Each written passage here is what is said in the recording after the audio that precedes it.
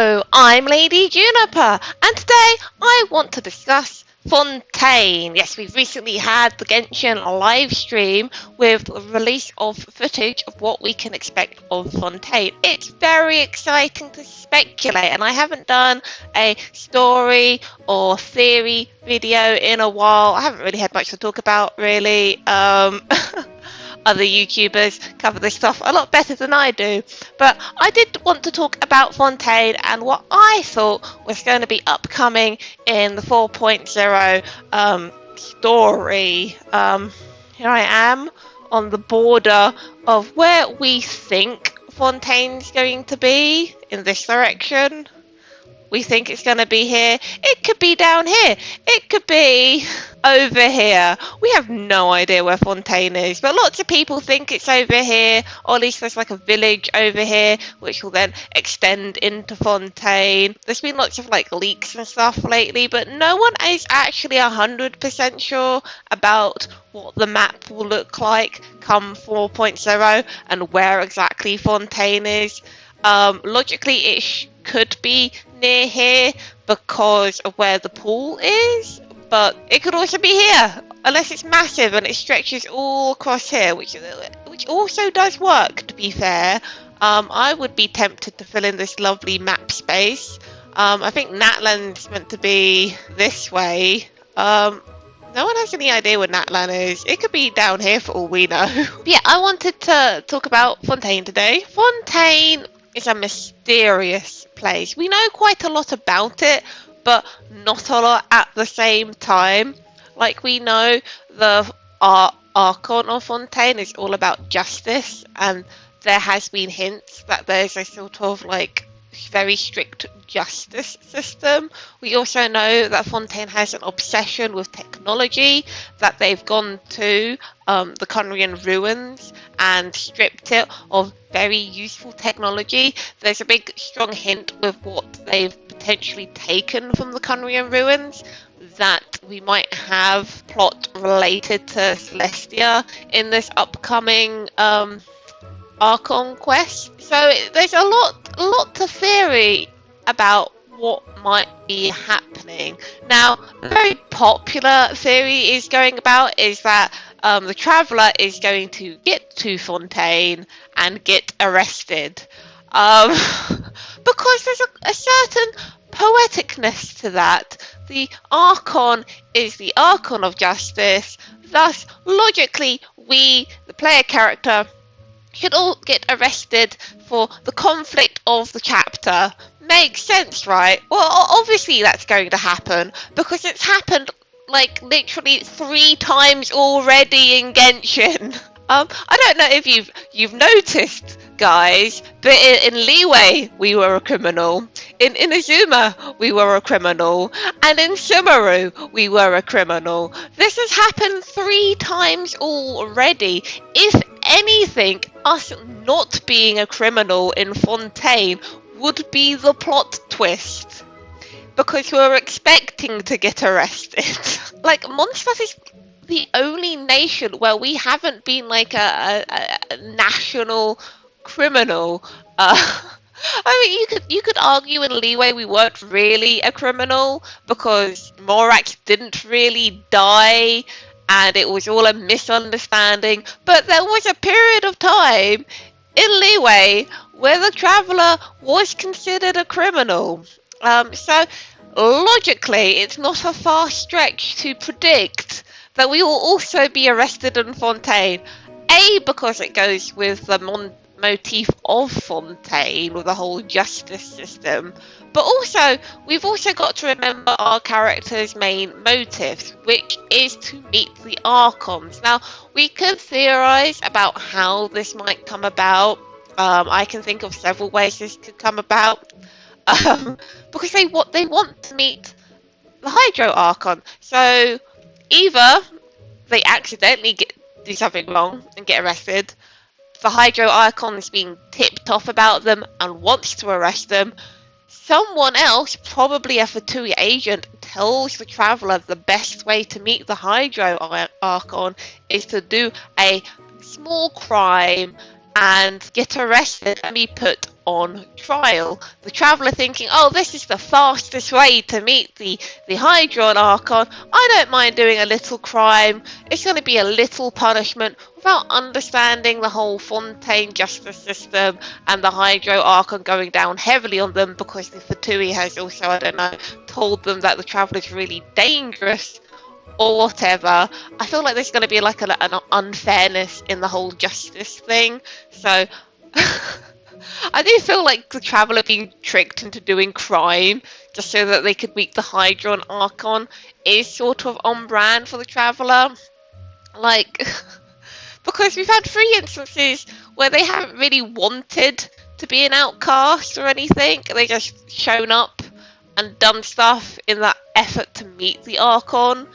And then someone be like, and they go to Fontaine and they're told, oh, you can't meet the Hydron Archon. The Hydron Archon's the only way to meet her is to go to trial. So, but logically, you could just get in on a trial or be a witness to a crime. You don't have to be arrested. But you could see the logic there, right? The logic going on in the traveller's head. I want to meet the Hydro Archon. No one can really stand against me. I'll just do a small crime. A teeny tiny crime. Get arrested. Get the punishment. I'm told that the punishment of the crime is like a small fine, and then I can talk to the Hydro Archon. There's a logic there, right, guys? There's a logic. I could see that happening just because the traveller so desperately wants to meet all of the Archons. Just consider all the things they've done up to now to meet the Archon. They've gone, well, to be fair, none of it's really that extreme. They kind of got pulled into the whole war with Inazuma. They kind of get pulled into everything, but you can see that we lots of people feel like the traveller is going to be set up, like they're going to be framed, they're going to be set up, or they're going to be tricked into doing crime and getting arrested. Hoyoverse could throw out a wild card in which the traveller meets someone, befriends them, and then that person gets framed, and the traveller gets roped into all of that drama. So because I feel like it's difficult. I feel like because of the nature of stories, lots of like story writers don't want to make the main character a bad person because people playing the game won't associate with that character if they're a bad person. You don't want your main character doing crime unless you're confident the people consuming the media are okay with liking a criminal character, sort of like programs like Breaking Bad or Rick and Morty. Characters that are established pretty early on are bad people, and you can like them if you want to. They're still bad people, and you probably shouldn't like them. Now, there's not a lot of characters we've been hinted at yet who might be upcoming in Fontaine. Like, we know about Nouvellette, we know about Folacos, and I think there's one called Curie or something that's mentioned in Kiara's dialogue. I haven't got her friendship up high, so I haven't read that yet. So it's very hard to speculate on characters' roles. We know that Nouvellette doesn't really approve of Folacos and her actions. So we can speculate that Nouvellette might be a kind of Miles Edgeworth type character, very stern, very proper, obeys the rules, might not approve of Folacos' actions because she spins the rules, and while she like obeys it to the letter, she also she's the Archon, she literally makes the rules. But there's not really much to work on material-wise. Now, there has been a lot of leaks this past week, and I mean a lot. If you don't want to see leaks, obviously avoid Twitter because they're everywhere in the Genshin Twitterverse. You guys just can't avoid them. So much was dropped. There are hints. Are there hints in the leaked content? I don't think there is. there's not much to actually speculate on the character designs that were leaked. Like, nothing was really surprising in them. They all looked like one would expect people from Fontaine to look. Honestly, the only real surprise was Nouvellette, because there was lots of speculation on Nouvellette being female because of the et ending of the name. But Nouvellette is not female, it's a guy, very tall guy, and from the leaks doesn't look very human, which obviously leads to lots of speculation of his role in Fontaine and the story, but without having actual confirmation of what race he is, or having met him, or seeing the final model, because leaks are still leaks, they're not the final model. There's lots of changes from leaked content to the final version. If you ever saw the leaked version of Kaya's skin, it does change from the leaked version to the final version that we saw on Fontaine's trailer. It's completely different. So it's not safe to speculate from what we see from the leaks, because that stuff could change. He could be 100% human next time we see him in the actual game. Which is why it's not very good to talk about them or show pictures of them, unless people are looking for that stuff, because nothing is confirmed until it's confirmed. See, Fontaine should be over there, right? Because isn't Celestia meant to be over Fontaine? So where's that? Now, Fontaine is meant to be underneath Celestia, which is here. It's right there. Which means if Fontaine's right underneath it, this is where it should be. Here.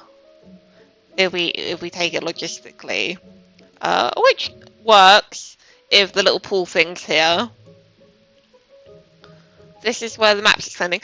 And it does work, because if you remember during Lantern Ride, we sort of met the music guy around here. So I think logistically Fontaine is this area, and logically the man we met from Fontaine should have travelled from down here towards Leeway, logistically. I think maybe the capital city might be under here, or something else is underneath here. It's big speculations of what Celestia being over Fontaine might mean. It might mean absolutely nothing. We can't ignore what role Celestia plays in the story. It is there as a constant reminder in the sky of being present, even if it never really does anything. We got a big plot drop in Nahida's story explaining the purpose of the nails and why Celestia sent them down to the heavens, which kind of explains that Celestia doesn't do it out of aggression against humanity. It does it to cleanse the world from forbidden knowledge, and we know from information left in Cunria, Fontaine has taken potentially forbidden knowledge to Fontaine to research and develop, and that might be why Celestia is above Fontaine. Now, I have some thoughts about what might happen in Fontaine, and if it doesn't happen in Fontaine, I think it might happen in Shesnaya, which is, we haven't yet really had a true villain Archon. A was sort of a villain, but not really. I personally don't think A's a great character in general. But she is probably the most deific of all the Archons we've met so far, so But the Hydro Archon, what I think is a potential thing to happen in the story is it's either going to happen in Fontaine or it's going to happen in Shesnaya. We need a true antagonistic Archon. and I feel like might be more realistic in Shesnaya than it is in Fontaine, is we witness an Archon be replaced by someone else in the story. Now, I have a theory this might happen in Shesnaya because the Shesnaya's Archon is such an antagonist, and I feel like it would make zero sense to make her be a playable character. It just doesn't make sense. She's the antagonist of the entire story. The Fatui are unredeemable in their actions. We might befriend Child, we might befriend other Fatui Harbingers, but at the end of the day, these guys are antagonists, and I think either the Hydro Archon will be an utter antagonist and we'll see them replaced, or Shesnaya's Archon will be too antagonistic and the story will be about them being replaced, and the Archon we get to play will be the Archon we replace the original one with. I think that's going to happen at some point. It might happen in Fontaine. I think it's more likely to happen in Shesnaya. If it doesn't happen in Fontaine, if we do not replace the Archon, I think it's going to be what happens, the final thing that happens to Shesnaya's Archon, because I don't think she can be redeemed. I don't think she can be made the hero. I think she is destined to die or be defeated and replaced by a more palatable character. Now, I think if they do that instead in Fontaine, it definitely won't happen in Shesnaya. So we'll see. That's my thoughts on that. I don't know what else to say, honestly. We're going there soon. It's one patch away. That's like 6 weeks, 7 weeks, I guess. And then we'll be there, and I'm very excited. I'm very excited. Though, Sumeru is kind of like home. It's such a welcoming nation, and the story for it's been incredible. It's going to be very hard to match up with it in Fontaine. But after how good the story in Sumeru is, I feel like they can only get better in their writing and better in their delivery. It's if they cop out and do a redeeming arc that just doesn't work, because I don't think Fontaine's Archon is going to be necessarily a nice Archon, not in the same way that Nahida or Zhongli or Venti are, and I don't know if they'll come off the same way as A will, because according to Nouvellette, she's a complete brat. But some people like bratty characters, so that's fine. We'll see. I'm very excited. I'm very excited. Now I've just got to be good and save all my Primogems for Fontaine. Fortunately, I have most of the characters I want on the next banners. I have Wanderer, I have Klee, though I'd love more Klees. I might try for Kokomi, but we'll see. I cannot C6 my Farazan and save them all for Fontaine. Let me know what you're expecting in Fontaine. It's coming soon. We'll have a big hint of what the plot is in the summer event, because the summer events do hint at the plots of the next region. If you played last year one, it was all about dreams, which was pretty much the underlying theme of Sumeru. So this one seems like a circus one. So obviously Fontaine's courts are referred to as sort of a circus in the Dainsleif video thing. So it'll be exciting. It'll be exciting to see. I am very excited. I'll see you guys soon. Let me know what you think. I'll see you in the next video. Goodbye!